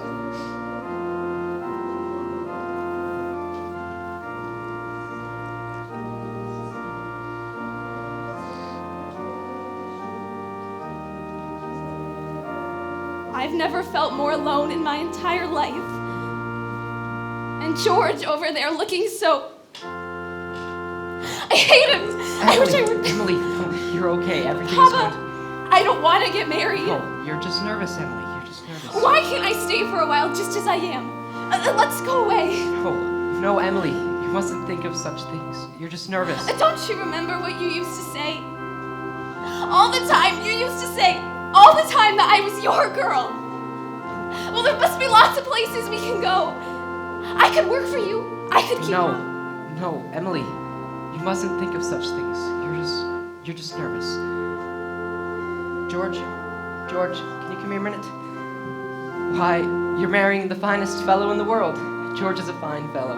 But Papa... George, I'm giving away my daughter. Do you think you can take care of her? Mr. Webb, I want to. I want to try. Emily, I'm going to do my best. I love you, Emily. I need you. Oh, if you love me, help me. All I want is someone to love me. I will, Emily. Emily, I'll try. You mean forever? Forever and ever. Come, they're waiting for us. Now you know everything will be alright. Come quick.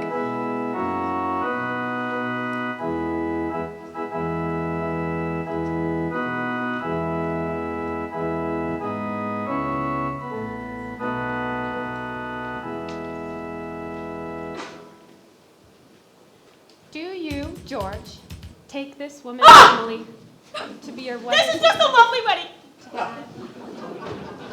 I've never seen such a more lovely wedding. Have you? Don't they make just a lovely couple? I could just cry. And Emily, she makes such a lovely bride. I do. I love seeing young people happy. All I want is for young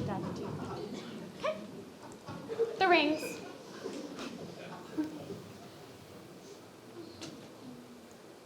I've married over 200 couples in my day. Do I believe in it? No. M marries N, millions of them. The cottage, the go-kart, the Sunday afternoon drives in the Ford. The first rheumatism, the grandchildren, the second rheumatism, the deathbed, the reading of the will. What's in 1,000 times it's interesting? Let's have Mendelssohn's Wedding March. A lovely, lovely wedding.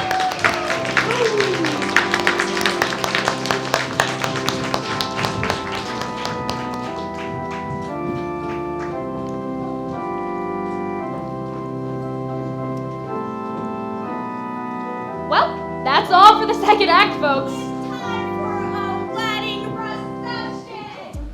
Show you all know how to move through.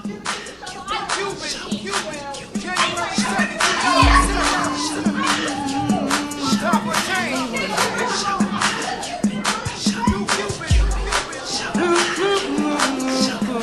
Take a swing out, baby.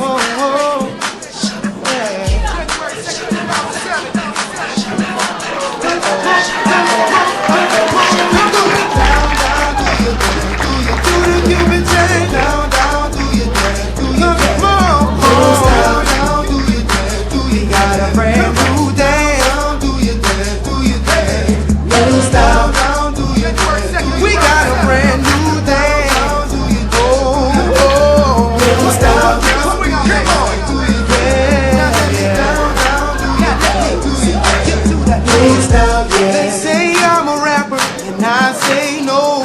Say what you doing, trying to do, somebody go. I just let the music come from my soul, so all of my people can stay on the floor. They got a brand new dance, you gotta move your muscle. Brand new dance, it's called a Cupid Shuffle. It don't matter if you're young or you're old. Here we go, we gon' show you how it goes. To the right, to the right, to the right, to the right, to the left, to the left, to the left, to the left. Now kick, now kick, now kick, now kick. Now walk it by yourself. Now walk it by yourself. Let me see you do. Now, show you go.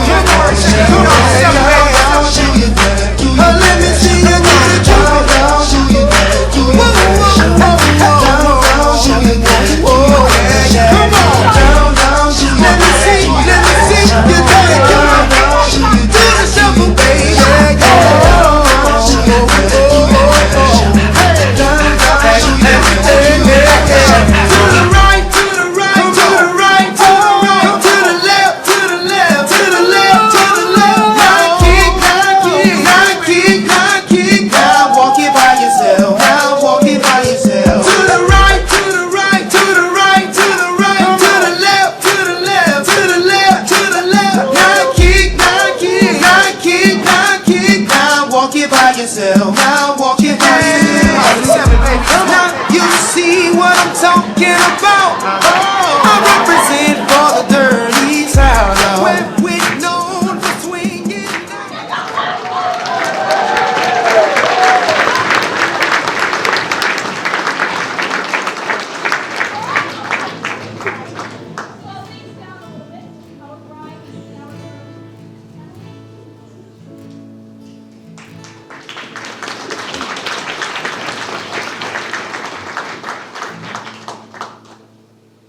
If I should stay, I would only be in your way. So I'll go, but I know I'll think of you every step of the way.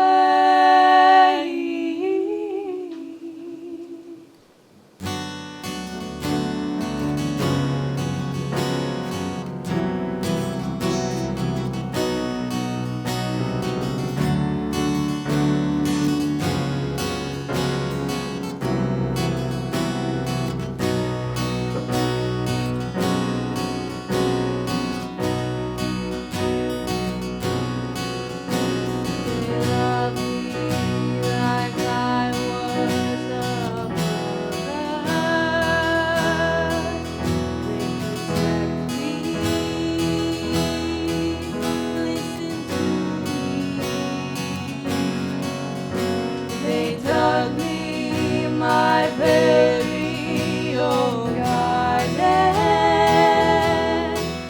gave me sunshine, made me happy. Nice dream, nice dream, nice dream.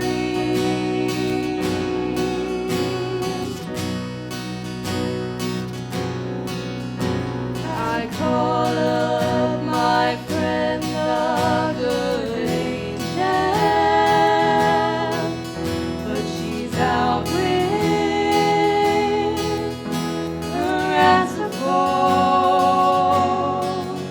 She says that she'd love to come help us.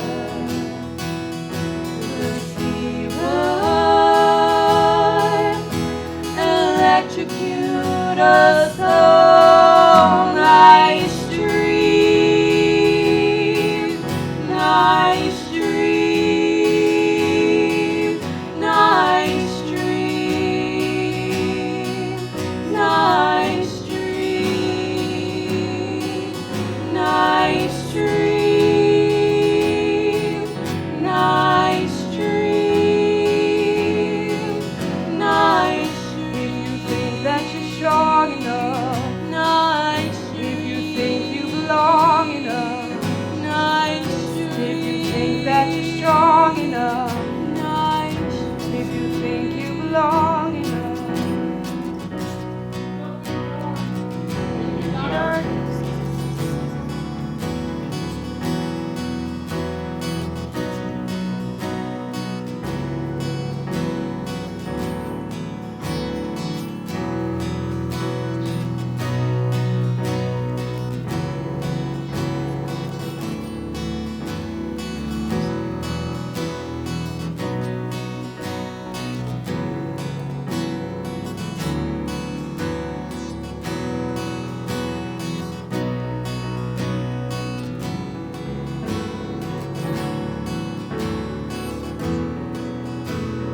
Nine years have passed, Brent.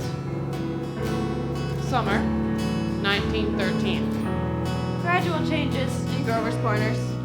Horses are getting rarer. Farmers are coming into town in hordes.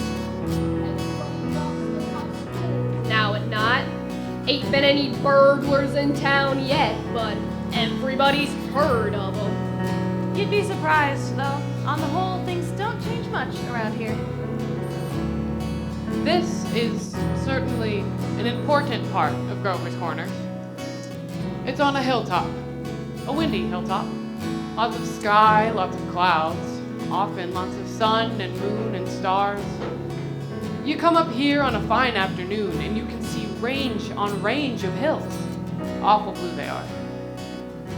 Yes, up there, all the way up, if you've got a glass. You can see the White Mountains and Mount Washington right here, and all these towns that lie around it. Jaffrey and East Jaffrey and Peterborough and Dublin. And there, quite a ways down, is Grover's Corners. Yes, beautiful spot up here. Mountain laurels and lilacs. You know, I often wonder why people like to be buried in Woodland and Brooklyn when they might pass time up here in New Hampshire. They're the old stones, 1670, 1680. Strong-minded people that came a long way to be independent. And summer people walk among them, laughing at the funny words on the tombstones. It don't do any harm. And genealogists from Boston that get paid by city people for looking up their ancestry. They want to make sure that their daughter's American Revolution or the Mayflower. Guess that don't do much harm either. Wherever you come near the human race, there's layers and layers of nonsense! Over there are some Civil War veterans. Iron flags on their graves. New Hampshire boys. New Hampshire boys had a notion that the Union ought to be kept together, though they'd never seen more than 50 miles of it themselves. All they knew was the name, friends. The United States of America. The United States of America. And then they went and died about it. This here is the new part of the cemetery. Here's your friend, Miss Gibbs, and, well, let me see. Here's Mr. Simpson. Oh, and Mrs. Soames, who loved the wedding so much, you remember? And so many others. Editor Webb's boy, Wallace, whose appendix burst on a Boy Scout trip to Crawford Notch. Now, there are some things we all know, but we don't take them out and look at them very often. We all know that something is eternal, and it ain't the houses, and it ain't the names, and it ain't the earth. It ain't even the stars. Everybody knows in their bones that something is eternal, and that something has to do with human beings. All the greatest people ever lived have been telling us that for 5,000 years, and yet you'd be surprised by how many people are losing hold of it. There is something way deep down that's eternal about every human being.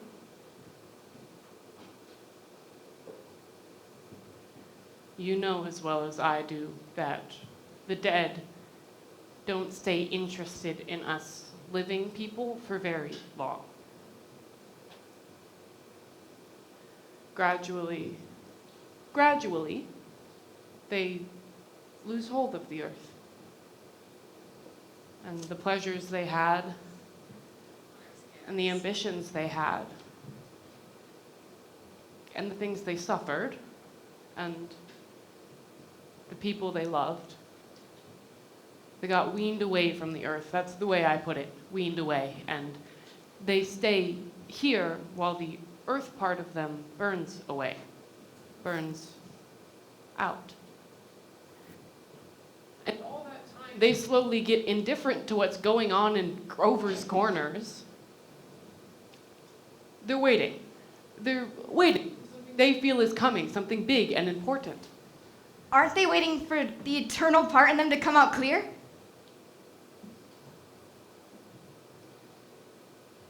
Some of the things they're going to say maybe will hurt your feelings, but that's the way it is. Mother and daughter, husband and wife, enemy and enemy, money and miser.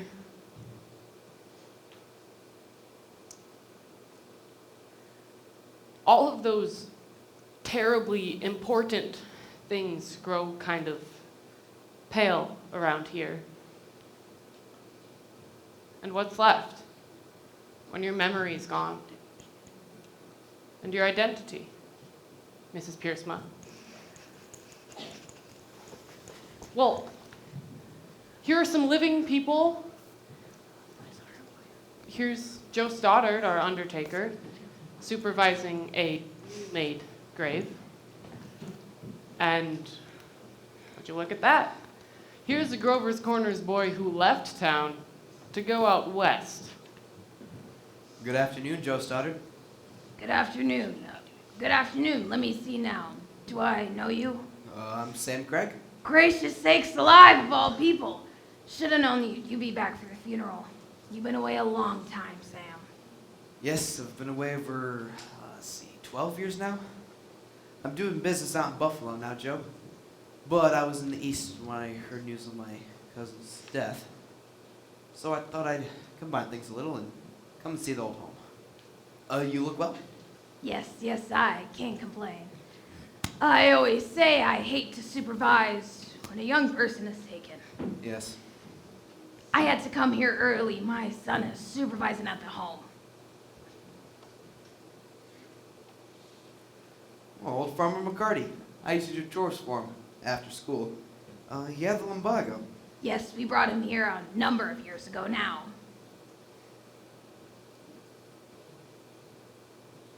Well, this is my Aunt Julia. I'd forgotten that she'd... Of course. Yes, Doc Gibbs lost his wife 2-3 years ago now.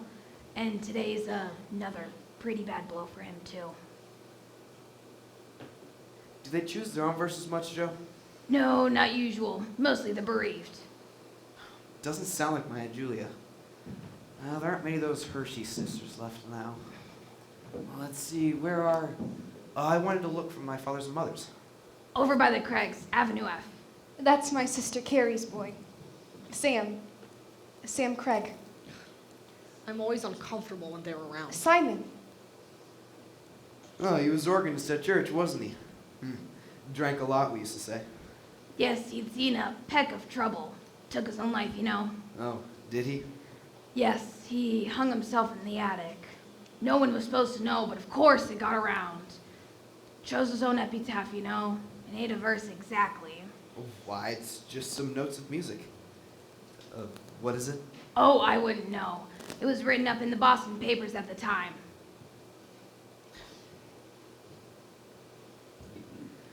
Joe, what did she die of? Who? My cousin. Oh, you didn't know? She had some trouble bringing a baby into the world. 'Twas her second, though. There's a little boy about 4 years old now. The grave's going to be over there? Yes, there is much more room among the Gibbses. Gonna be over in section B. Now, if you excuse me, I can see that they're coming. Who is it, Julia? My daughter-in-law, Emily Webb. Well, I declare. The road up here must have been awful muddy. What did she die of, Julia? In childbirth. Childbirth. Well, I'd forgotten all about that. Wasn't life awful? And wonderful. Wonderful, was it? Simon, now remember. I remember Emily's wedding. It was a lovely wedding. And I remember Emily reading class poems at graduation exercises. Emily was one of the brightest girls who ever graduated high school. I heard Principal Wilkins say so time after time. I called on them at their farm just before I died. It was a perfectly lovely farm. It's on the same road we lived on. Yep, right smart farm. Hello, Emily.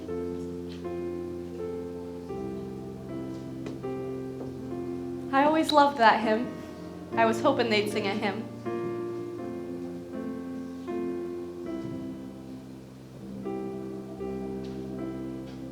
Hello. Hello, Miss Gibbs. Hello, Mother Gibbs. Hello, Emily. Hello. It's raining. Yes. They'll be gone soon, dear. Just wait and be patient. It seems thousands and thousands of years since Papa remembered that was my favorite hymn. Oh, I wish I'd been here a long time. I don't like being new here.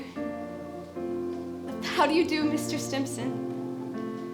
How do you do, Emily?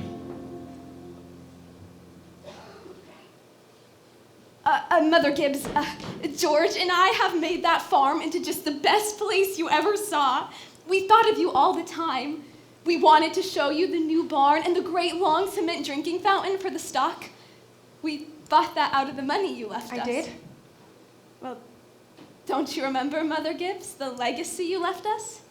Why, it was over $350. Yes. Yes, I did. Well, there's a patent device on the drinking fountain so that it never overflows, Mother Gibbs, and it never sinks below a certain mark they have there. It's fine. It won't be the same to George without me. But it's a lovely farm. Live people don't understand, do they? No, they don't. Well, they're sort of shut up in little boxes, aren't they? I feel as though I knew them last 1,000 years ago. My little boy is spending the day at Mrs. Carter's. Oh, Mr. Carter, my little boy is spending the day at your house. Is he? Yes, he loves it there. And Mother Gibbs, we have a Ford too. Never gives us any trouble. I don't drive though. Mother Gibbs, when does this feeling go away of being one of them? How long? Shh. Just wait and be patient. I know. Well, look, they're finished. They're going. Shh.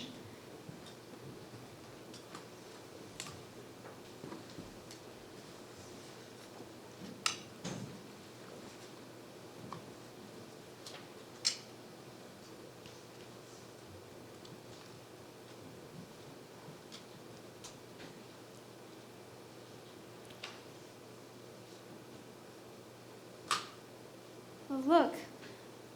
Father Gibbs is bringing some of my flowers to you.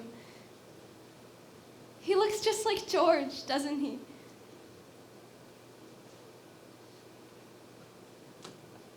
Oh, Mother Gibbs. I never realized before how troubled and how in the dark live persons are. Look at him. I loved him so.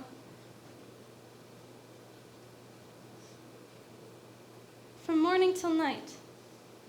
That's all they are. Troubled. A little cooler than it was. Yes, rain has cooled. Those northeast winds always do the same thing, don't they? If it isn't a rain, it's a 3-day blow. But Mother Gibbs, one can go back. One can go back there again into living. Well, I feel it. I know it. Why?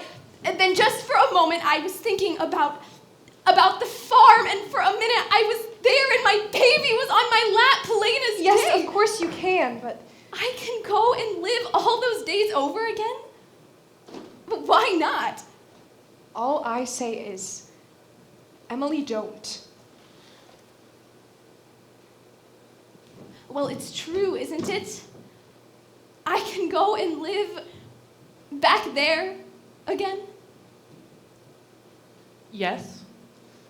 Some have tried, but they soon come back here. Emily, don't. It's not what you think it'd be. But I won't live over a sad day. I'll choose a happy one. I'll choose the day I first knew I loved George. Why should that be painful? Because you not only live it, you watch yourself living it. Yes? And as you do, you see the thing that they down there never realize. You see the future. You know what's going to happen afterward. But is that painful? That isn't the only reason you shouldn't do it, Emily. When you've been here longer, you'll see that our purpose here is to forget all of that and be ready for what's ahead. When you've been here longer, you will understand. But Mother Gibbs, how could I ever forget that life? It's all I know. It's all I had. Emily, it isn't wise. Really? It isn't. But it's a thing I must know for myself. I'll choose a happy day. And choose an unimportant day. It'll be important enough. Then it can't be since I was married. Or since the baby was born. Oh, well, I can choose a birthday, can't I? I choose my 12th birthday. All right. February 11th, 1899. A Tuesday. Would you like any specific time of day? Oh, I want the whole day. We'll begin at dawn. You remember, it had been snowing for several days, but it had stopped the night before and they had begun clearing the roads. The sun is coming up. Why, there's Main Street! And that's Mr. Morgan's drugstore before he changed it! And there's the livery stable! Yes, it's 1899. This is 14 years ago. Oh, that's the town I knew as a little girl.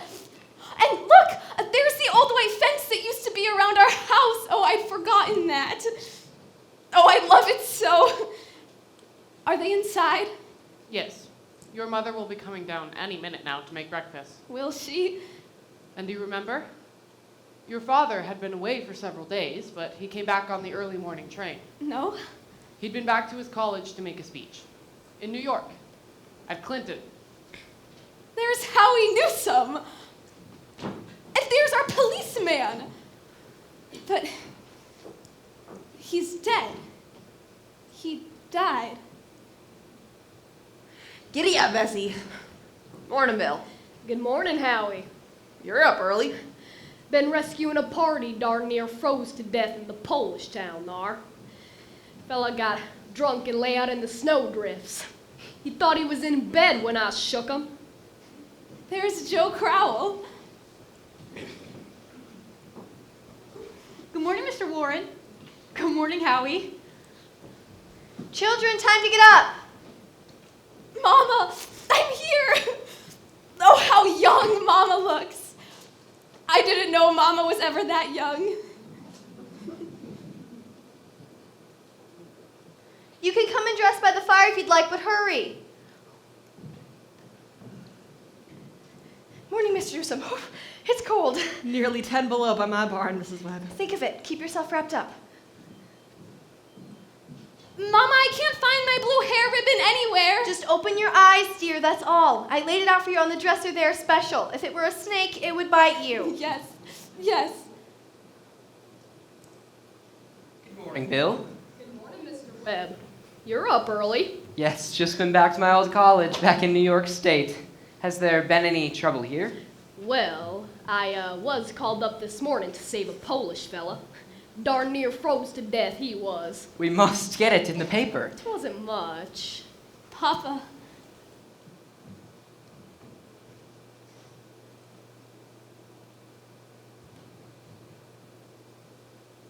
Good morning, Myrtle. How'd it go, Charles? Oh, fine, I guess. I told him a few things.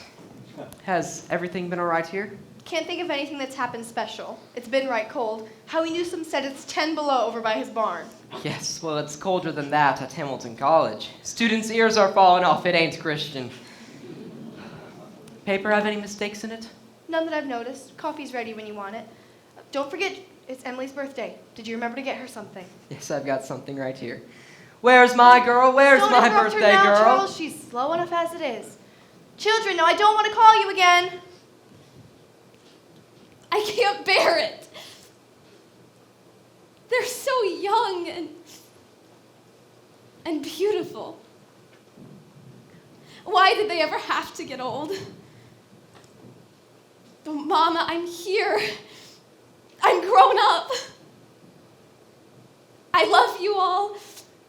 Everything. I can't look at everything hard enough.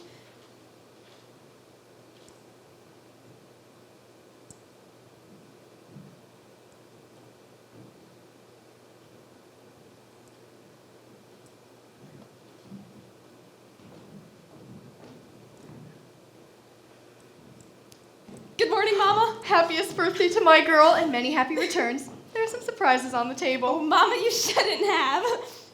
I can't.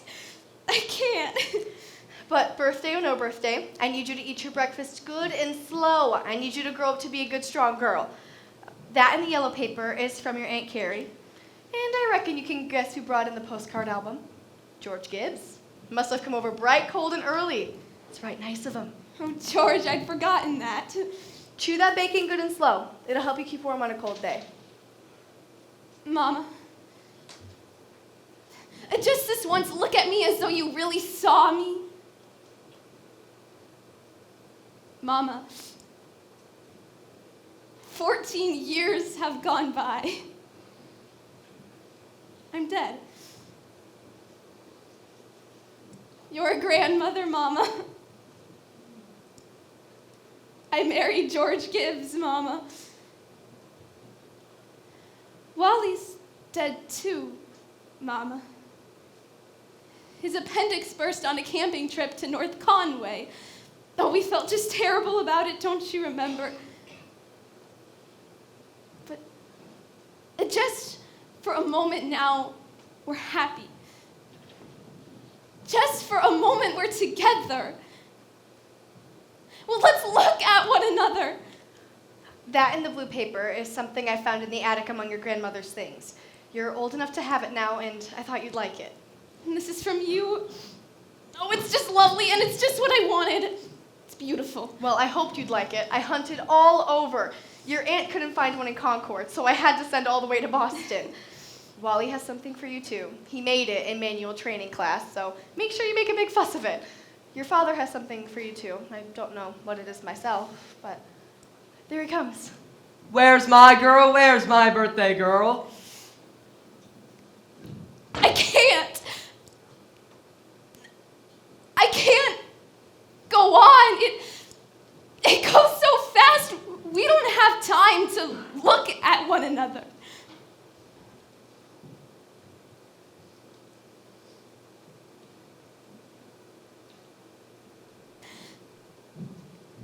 I didn't realize. So all that was going on, and we never noticed. Take me back, up the hill to my grave. But first, wait. One more look. Goodbye. Goodbye, world. Goodbye, Grover's Corners. Mama and Papa. And goodbye to clocks ticking and Mama's sunflowers.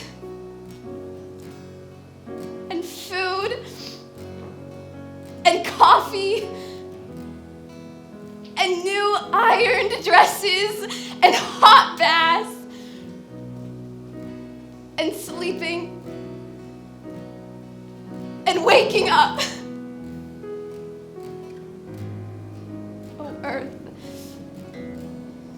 you are too wonderful for anybody to realize you.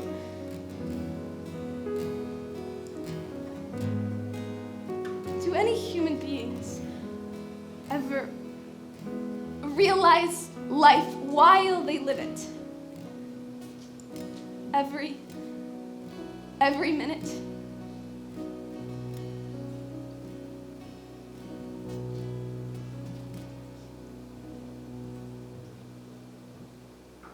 No.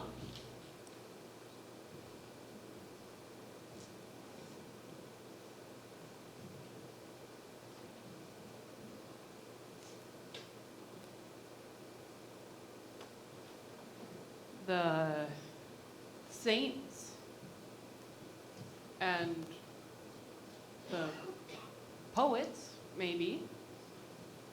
They do. Some.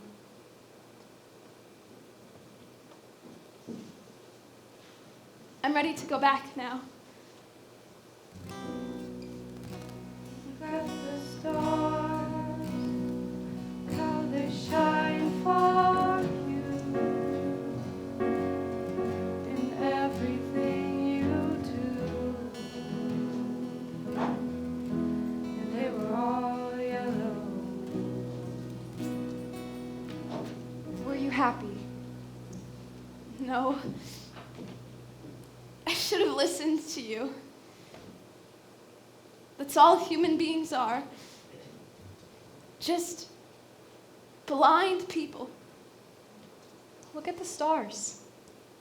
They're coming out. Oh, Mr. Stimson, I should have listened to them. Yes. Now you know. Now you know that is what it was to be alive. To move about in a cloud of ignorance, trampling up and down on the feelings of those who care about you. To spend and waste time as though you had 1,000,000 years to be always at the mercy of one self-centered passion or another. Yes, now you know. That was the happy existence you wanted to go back to. Ignorance and blindness. Simon Stimson, that isn't the whole truth and you know it. Emily, look at that star. I forget its name. My boy Joel was a sailor. He knew them all. He used to sit on the porch evenings and tell them all by name. The star's mighty good company. Yes, yes, 'tis. Oh, and here's one of them coming. That's funny. Ain't no time for one of them to be here. Goodness sakes. Mother Gibbs. It's George. Just rest yourself, dear. It's George.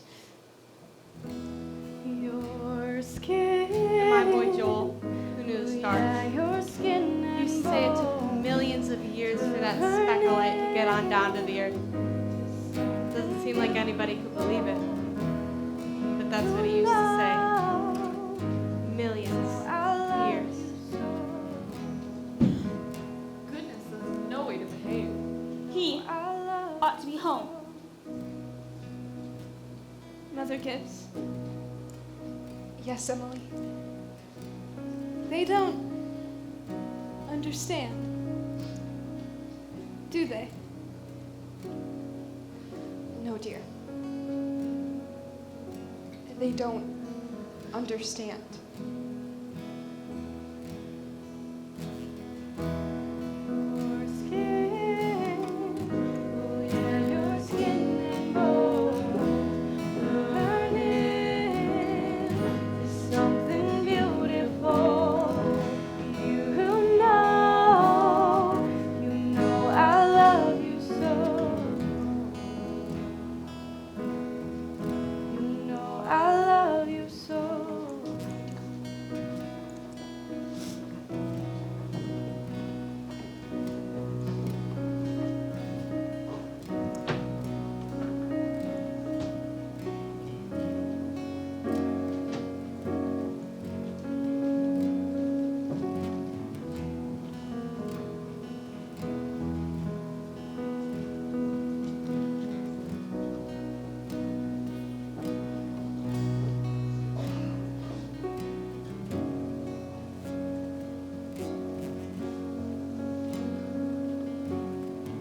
everybody's asleep in Grover's Corners. There are a few lights on. Shorty Hawkins down at the depot has just watched the Albany train go by. And at the livery stable, somebody's setting up late and talking. Yes, it's clearing up. The stars are doing their old crisscross journeys across the sky. Scholars haven't settled the matter yet, but they seem to believe that there are no living beings out there. Just chalk or fire.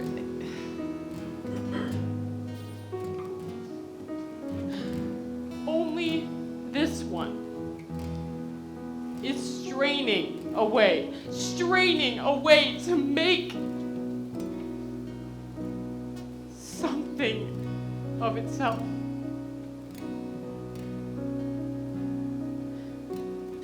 The strain's so bad. Every 16 hours, everybody lays down and gets a rest.